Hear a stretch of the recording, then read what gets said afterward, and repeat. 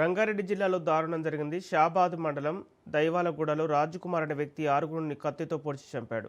భార్య, ఇద్దరు పిల్లలతో పాటు మరో ముగ్గురిని హత్య చేశాడు. నిందితునిపైకి గతంలో ఫోక్సో కేసుంది. బెయిల్పై బయటకొచ్చిన రాజ్కుమార్ ఫోక్సో కేసు పెట్టారన్న కక్షతో ఆరుగురిని కిరాతకంగా హత్య చేశాడు. బాధిత బాలిక తల్లి, నానమ్మను పొడిచి చంపాడు. తన భార్య సరిత, పిల్లలు పరీక్షిత్, దైవశిక్ను సైతం హతమార్చాడు. పోలీసులు కేసు నమోదు చేసి దర్యాప్తు చేస్తున్నారు. సిపి తరుణ్ జోషి, డీసీపీ యోగేష్ గౌతమ్ ఘటనా స్థలాన్ని పరిశీలించారు.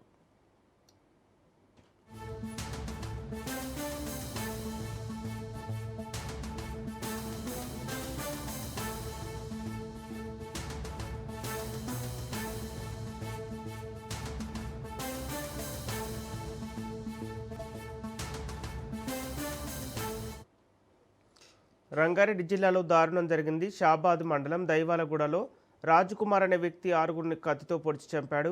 భార్య, ఇద్దరు పిల్లలతో పాటు మరో ముగ్గురిని హత్య చేశాడు. నిందితునిపై గతంలో ఫోక్సో కేసుంది. బెయిల్పై బయటకు వచ్చిన రాజకుమార్ ఫోక్సో కేసు పెట్టారన్న కక్షతో ఆరుగురిని కిరాతకంగా హత్య చేశాడు. బాధిత బాలిక తల్లి, నానమ్మను పొడిచి చంపాడు. తన భార్య సరిత, పిల్లలు పరీక్షిత్, దైవక్షిత్ను సైతం హతమార్చాడు. పోలీసులు కేసు నమోదు చేసి దర్యాప్తు చేస్తున్నారు. సిపి తరుణ్ జోషి, డీసీపీ యోగేష్ గౌతమ్ ఘటనా స్థలాన్ని పరిశీలించారు. ఇదే అంశానికి సంబంధించి పూర్తి డీటెయిల్స్ మా ప్రతినిధి పవన్ అందిస్తారు. పవన్. రంగారెడ్డి జిల్లాలో దారుణం చోటు చేసుకుంది. షాబాద్ మండలంలోని దైవాలగూడలో ఆరుగురిని హత్యకు కూడా పాల్పడ్డాడు. అయితే ముఖ్యంగా చూస్తే కూతురు పైన వేధిస్తున్నాడని చెప్పి భార్య అతని పైన పోలీసులకు ఫిర్యాదు చేయడంతో అతని పైన ఫోక్సో కేసు కూడా పెట్టారు. ఫోక్సో కేసు నేపథ్యంలో అతని పైన మే 16వ తేదీన కేసు నమోదు చేశారు. అయితే దీంతో అతను జైలుకు వెళ్లి వచ్చిన దాని తర్వాత కక్షతో పూర్తిగా కుటుంబ సభ్యులందరినీ కూడా హత్య చేసిన పరిస్థితి కూడా చూస్తున్నాము. నిన్న అర్ధరాత్రి కూడా ఈ ఘటన చోటు చేసుకుంది. ముఖ్యంగా చూస్తే 6 మందిని ఒకేసారి కత్తితో పొడిచి హత్య చేశాడు. ఎందుకంటే ఈ హత్యకి వెనుక ఫోక్సోకు సంబంధించిన కక్షనే ఉన్నట్టుగా దీనికి సంబంధించి పూర్తిగా తెలుస్తుంది. అయితే మృతులు బుక్కమ్మ 60 సంవత్సరాలు, చిట్యాల లక్ష్మి 50 సంవత్సరాలు, సరిత భార్య 30 సంవత్సరాలు.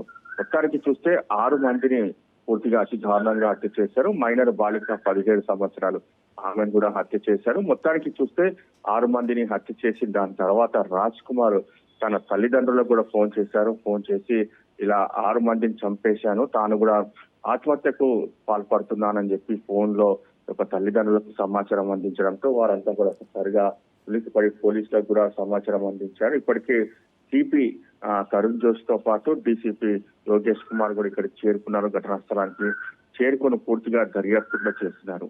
అయితే ఇదంతా కూడా కూతుర్ని వేధిస్తున్నాడని చెప్పి భార్య పోలీసులకు ఫిర్యాదు చేసిన నేపథ్యంలో పోలీసులు దీనికి సంబంధించి అతని పైన పోక్సో కేసు నమోదు చేసిన నేపథ్యంలో దీనికి సంబంధించి పూర్తిగా కక్ష పెంచుకున్నాడు. కక్ష పెంచుకొని ఈ దారుణాన్ని కూడా పాల్గొన్నట్లుగా దీనికి సంబంధించి పోలీసులు ప్రాథమికంగా దర్యాప్తు కూడా వచ్చారు.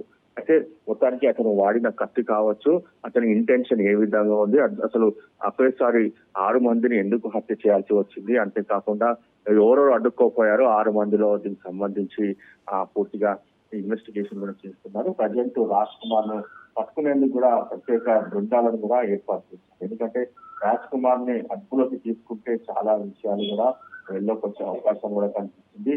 హత్య వెనక ఇంకా ఎవరైనా ఉన్నారా అని దానిపైన కూడా ప్రధానంగా ఇన్వెస్టిగేషన్ కూడా చేయాల్సి ఉంటుంది. ఎందుకంటే కూతురిని వేధిస్తున్నాడని చెప్పి భార్య కేసు పెట్టిన నేపథ్యంలోనే పూర్తిగా అతని పక్షగా హత్యలకు కూడా పాల్గొన్నట్టుగా దీనికి సంబంధించి మనకు పూర్తి సమాచారం తెలుస్తుంది. మొత్తానికి చూస్తే మృతులకు సంబంధించి పోస్ట్ మార్టం నిమిత్తం కూడా ఆసుపత్రికి కూడా తరలిస్తున్నారు. గవర్నమెంట్ ఆసుపత్రికి అక్కడ పోస్ట్ మార్టం కూడా నిర్వహిస్తారు. ఎందుకంటే ఇంత పెద్ద దారుణం చోటు చేసుకుంది. అయితే కుటుంబ సభ్యులని దారుణంగా రాజ్ కుమార్ 25 సంవత్సరాలు ఇలాంటి ఘటనకు కూడా పాల్పడ్డాడు. భార్యతో పాటు 2 పిల్లలతో పాటు మరో ముగ్గురిని కూడా హత్య చేసిన పరిస్థితి కూడా చూస్తున్నాము. నిందితుల పైన గతంలో పోక్సో కేసు ఉంది. దానిపైన పూర్తిగా బెయిల్ పైన వచ్చిన నేపథ్యంలోనే ఇంత పెద్ద దారుణాన్ని కూడా ఒడిగినట్టుగా పోలీసులు చేస్తున్నారు. ఓకే పవన్, ఫోక్సో కేసు పెట్టారనే నేపంతో ఈ దాడి చేసినట్టు తెలుస్తుంది. అయితే అసలు ఫోక్సో కేసు గతంలో ఎందుకు నమోదైంది?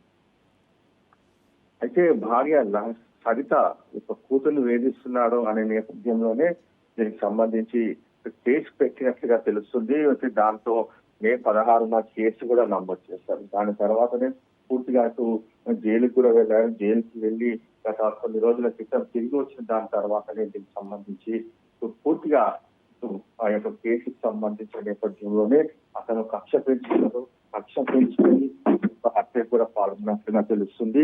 అంతేకాకుండా ఈ యొక్క హత్యకు సంబంధించి చూస్తూ మాత్రము ప్రధానంగా ఒకే కత్తితో 6 మందిని కూడా అతి దారుణంగా హత్య చేశారు. అట్లా కూడా పడుకున్న సమయంలోనే ఈ యొక్క ఇన్సిడెంట్ జరిగినట్లుగా దీనికి సంబంధించి తెలుస్తుంది. ఎందుకంటే పడుకున్న సమయంలో పూర్తిగా అతని పైన అతను వారి పైన కూడా కత్తితో ఒకసారి ఆ దాడికి పాల్పడినట్టుగా తెలిసిన నేపథ్యంలోనే అతన్ని అడ్డుకోపోయిన ఇటు రుక్కమ్మ కావచ్చు, అంతేకాకుండా పార్వతమ్మ వీరి పైన కూడా అతి దారుణంగా హత్య చేసి అతను సంబంధించి పరారులో ఉన్నట్టుగా తెలుస్తుంది. అయితే అతను మధ్యలోనే కొంత కక్షపూరితంగా ప్లాన్ ప్రకారమే ఈ యొక్క కత్తితో పొడిచారని చెప్పి కూడా ప్రధానంగా చీనా ప్రదర్శన చూస్తే పోలీసులు కూడా చెప్తున్నారు.